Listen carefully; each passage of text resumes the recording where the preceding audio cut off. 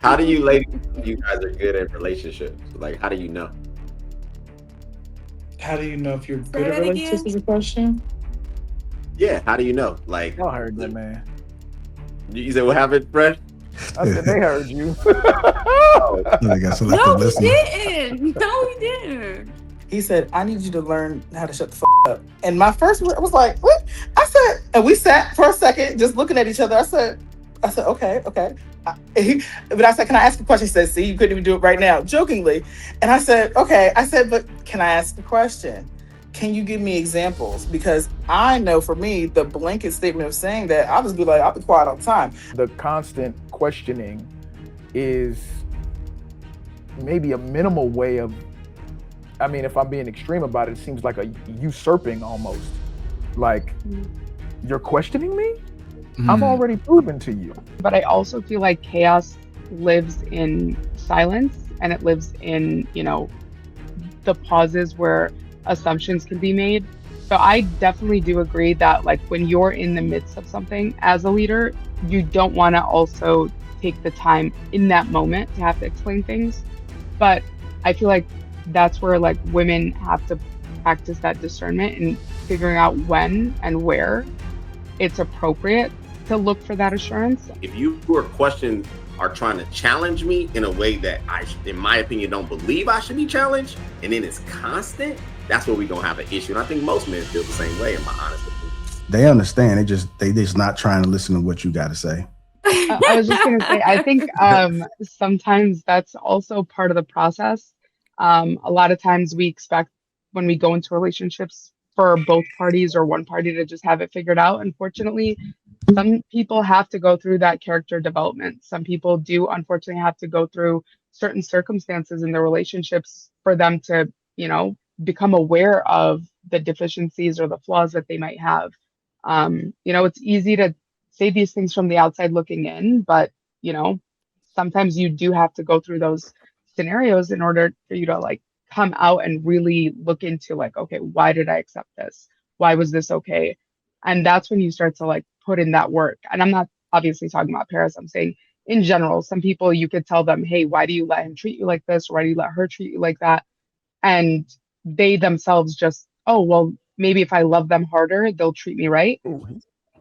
And so sometimes they have to go through that to understand, like, you know, there's only some lessons you have to experience on your own, I guess. Why are we? How do you ladies know you guys are good at relationships? Like, how do you know? How do you know if you're Say good at that relationships again. is a question? Yeah, how do you know? Like, Y'all heard that man. you said what happened, Fresh? I said they heard you. Oh, I got No, selective we listening. didn't. No, we didn't. yeah. I said, how do you guys know that you're good in relationships? Because this is good that we're talking about introspection and that inner work, which typically seems to be like female language. You guys like to talk about that, right? But y'all in relationships a lot of times, and for whatever reason, it's only ever his fault. So how do you know as women that you're actually good at relationships? I wonder at times, though I desire it, I wonder at times if it's something that would work for me, and would be possible for me, as is. And I have sat back and I've asked that question of not even just partners, but like friends of like, I like to really hear about myself. Tell me. You know what I'm saying? Like tell me something. And I can also communicate sometimes the why. So for me, a lot of times I'm like, there's certain things about myself I'm accepting that just is. Um, and I hope that if God sends the perfect person to me, I don't mess it up because I don't want to change that one thing. I'm gonna be honest with you, but that's the gamble that I think a lot of people don't want to take and understand. It's like, and that's hard because I don't see I see a grand scale of people trying to attempt to make changes for themselves in some manners, but we live in a time of distractions as well. There's the clubs, the liquor, there's sex, there's a lot of things going on that if what, I'm actually gonna fill this hole instead of actually like healing this hole. Let me pack it with something real quick right now. You know what I'm saying? If you understand what I'm saying. Even when we desire the idea of like a partner and that closeness, we start to get hung up on the physical aspect of that loneliness, and then we end up in somebody's bed. You know what I'm saying? And so it ends up being this cycle of people building things and just filling up a space versus taking the time to be like, why is this space even empty in the first place? That's not easy to get to. Like there's a lot of steps in the people say the healing process. And I think there's also this falsehood of a healed person. I feel like you could be an absolutely great person as you by yourself and try to partner with somebody and get re-triggered and have this moment again. Even myself, I have this moment of I'm like, why do I have a hard time sitting here for 10 minutes straight for listening to you talk? Because my father would go on rants and be dead wrong, but I had to sit there and be quiet. But these are the moments where people are not understanding even why the thing triggers them in the first place. So a lot of people aren't getting to the why. They know what, they're not getting to the why part. And before people get to the why, again, they putting something in that space to fill it. Well, that don't mean I they think that's healed, then. Yeah, I think that's good because what was hyper focused on some time ago on the broadcast was communication, and it was about the leadership part. Like, well, if you're the leader, you should be able to communicate to me, which I agree with you, ladies. But I still get to hear most women ever say, well, when I'm in a relationship, I'm actually asking the man I'm in a relationship, how am I showing up? Is there anything I can improve on? Are you actually satisfied with me? Which requires humility. And I think women just safely assume I'm woman, I'm good. He picked me, we straight. No, I agree with you, Miss. I don't think I had a conversation just recently, and his first, because this is someone that was trying to see me on that manner. He said, "I need you to learn how to shut the fuck up." And my first word was like, "What?" I said, and we sat for a second, just looking at each other. I said, okay, okay. But I said, "Can I ask a question?" He said, "See, you couldn't even do it right now," jokingly. And I said, "Okay." I said, "But can I ask a question? Can you give me examples?" Because I know for me, the blanket statement of saying that, I'll just be like, I'll be quiet all the time. I take things to an extreme sometimes. So I said, give me examples of what you mean by this specifically. One example was if he's driving, let him drive where he's driving. Don't try to pull up the GPS and say this way. Don't tell me which way we're going. This is the way we're going. And I said, "Oh, okay." He said, "If I ask you for the directions, that's one thing. If I ask you to pull up the GPS, that's one thing." And I said, "Okay, can I ask where we're going?" Like, so it was this moment of communicating, like, I want the details of what that looks like, and let me ask realistically how I process. But that goes into knowing who you are.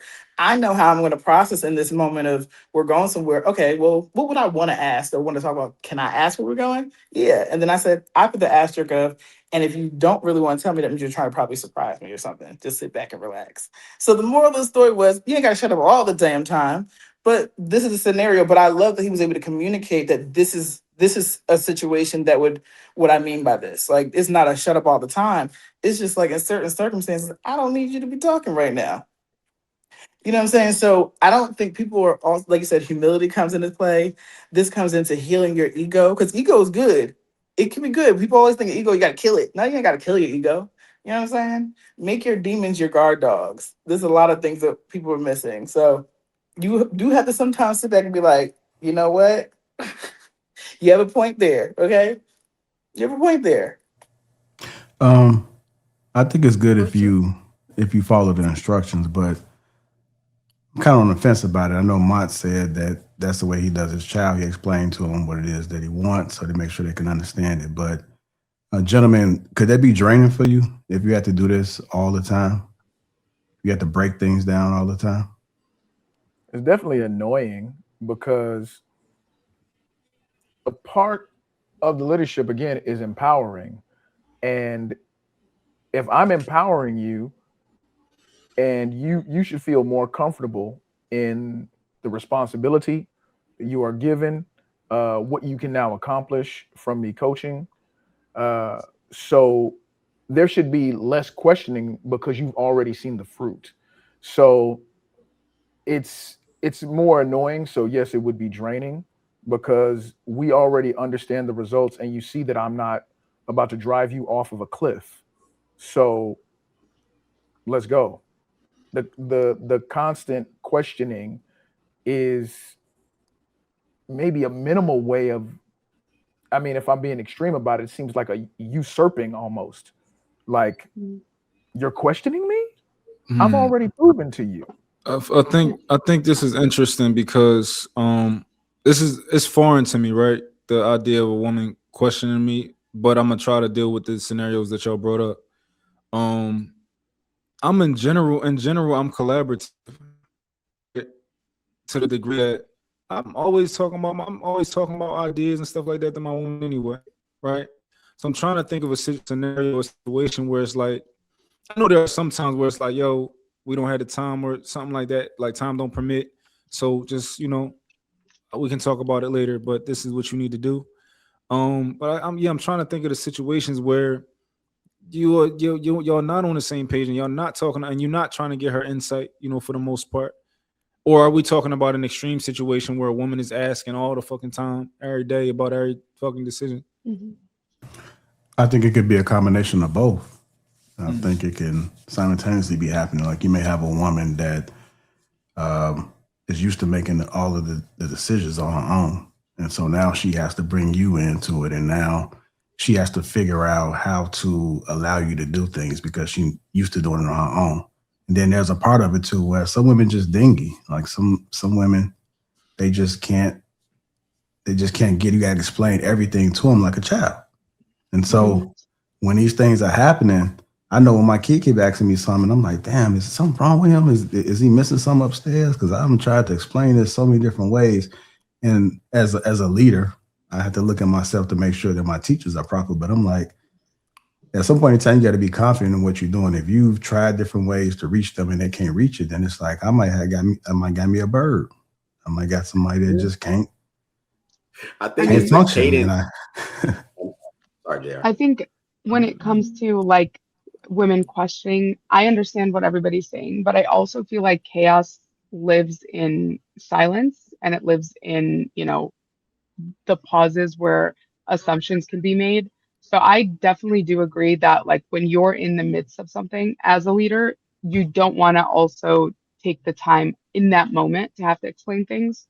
But I feel like that's where like women have to practice that discernment and figuring out when and where it's appropriate to look for that assurance. I think obviously when you're in the heat of the moment, it might not be the right time. But if you really need that in dire situations, obviously not all the time, I feel like there should be in a healthy relationship some opportunity or some window at some point for that, conversation to be had. Because I feel like in a lot of relationships, when you leave, those gaps in communication, overthinkers tend to start making the craziest of assumptions. And now you're living two different realities because a conversation was never had.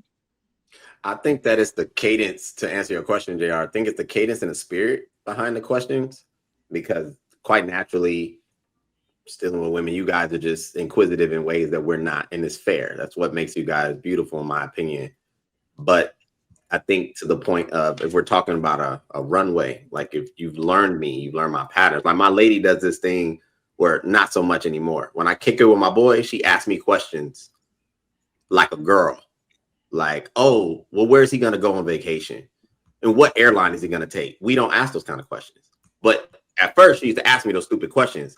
Now she'll start and she'd be like, oh, but you don't ask those questions because you don't care, because you men and y'all don't do that. Exactly.